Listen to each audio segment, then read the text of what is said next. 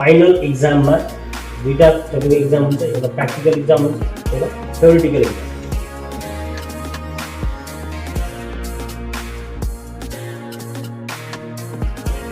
ल आउनुहोस् अब म तपाईँलाई ट्रक त्यहाँ कस्तो रहेछ त्यहाँ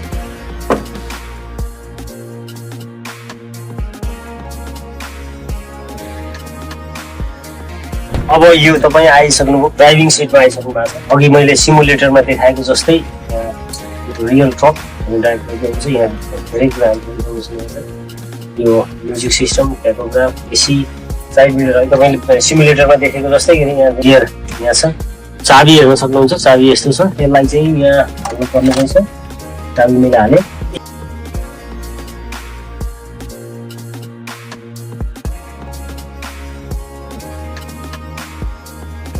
Okay, I can pass the trial on outside. That's okay. Yes, sir. Where to park?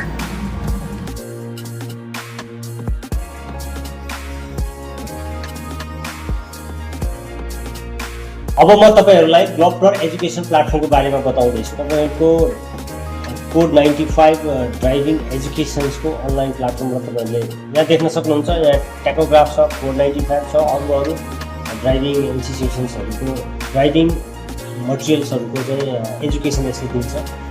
म ग्लोबप्लर एसिया सेन्टरको अफिस आइपुग्यो र तपाईँ प्रोफेसनल ड्राइभर भएर युरोप जानको लागि नै सही प्रोफेसनल सेन्टर हो, जहाँबाट तपाईँले प्रोफेसनल ड्राइभिङ तपाईँको उज्जवल भविष्यको लागि ग्लोबप्लर सेन्टरको सहयोग